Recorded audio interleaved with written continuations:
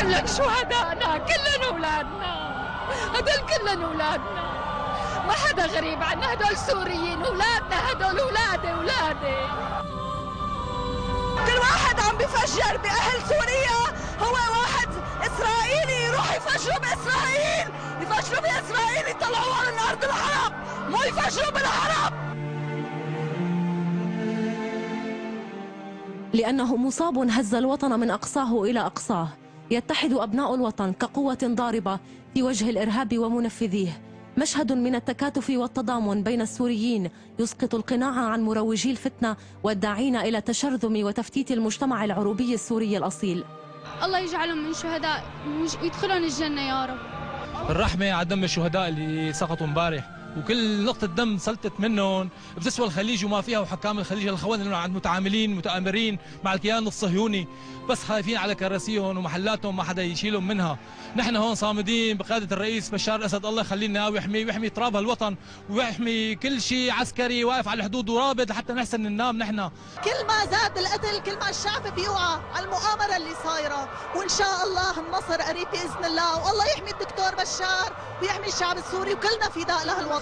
ألف رحمة على الشهداء، ورح نبقى صامدين نحن بهذا البلد، بهذا الشام. اليوم الشام لو طفت الشموع، كيف العالم كلياته بده يحتفل بالمسيح؟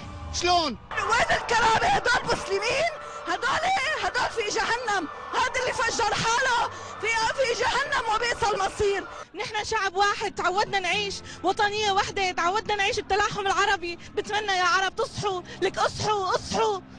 نطلب من سيادة الرئيس ضرب يد من حديد وعدم الرحمة لهؤلاء الإرهابيين المجرمين اللي عم يضربوا ويقتلوا بشعبنا وبأطفالنا. كنا مشروع شهادة لأجل تضل سوريا تاج فوق الغزلة. الإرهاب لا دين له، وهو ما يجمع عليه أبناء البلد، لكن هذه الحقيقة تغيب دوما عند من يشيطن الآخر، شيطنة عراها صمت قاتل تجاه الجرائم بحق الشعب السوري الذي أرسل للصامتين كلمة حق صدرت من قلب حزين وعقل غاضب وذاكرة لن تغفر لهم. هؤلاء الخونة تعلمت عقولهم وقلوبهم وألسنتهم على نطق الكذب والخداع والغش، وهؤلاء هم شرفاء سوريا، وهؤلاء هم شهداء سوريا الأبرار الذين نزفهم اليوم من هذا الجامع الأموي الكبير الذي يعلم العالم بأسره ما هو تاريخ هذا الجامع وتاريخ هذا الشعب العربي السوري المقاوم. إنه صفيحة الزبالة اللي بتركيا إن غفرت لها القيادة، هذا الشعب ما بيغفر له. اليوم لا القيادة ولا الشعب رح يغفر له، وهدول ما لهم حوار معنا. بالنسبة للمعارضة الداخلية، بكرة في انتخابات بدها تصير، من أراد أن يتقدم وله شعبيته فأهلا وسهلا به، ومن لم يرد أن يحاور فمع السلامة. نحن هذا الوطن نحن بدنا نحافظ عليه. أنا واحد من اللي قاتلوا من لبنان مش عن الحرب الأهلية، عيب عليهم. كنا نعرف إنه الضعف بخاصرتنا من لبنان وأتى من لبنان.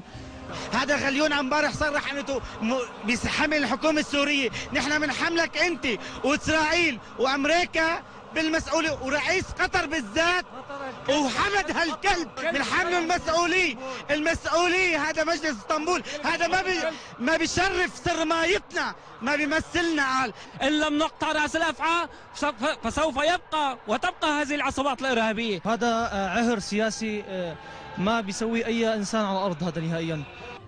هؤلاء أصوات نشاز وهن عملاء ومرتبطين، وأقول لهؤلاء بأنكم امتدت يدكم إلى قوم لا يعرفون الوسطية في حبهم للوطن وفي حبهم للشهادة. والله لا يسامح لا العرعور ولا ملك قطر، لأنه هن أصل سبب الضحايا اللي راحوا. نسأل هؤلاء الذين في الخليج، نسألهم لماذا لم تدينوا هذه العملية الإجرامية، ومن يقف وراء هذه العملية الإجرامية.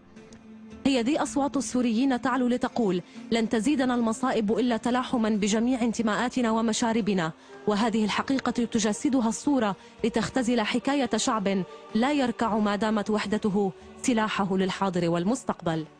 كوكبة جديدة من شهداء سوريا، من شهداء الوطن، من أبنائه الطاهرين، شاهد جديد على إرهاب تتعرض له سوريا. إلين دحدل، تلفزيون الدنيا، الجامع الأموي، دمشق.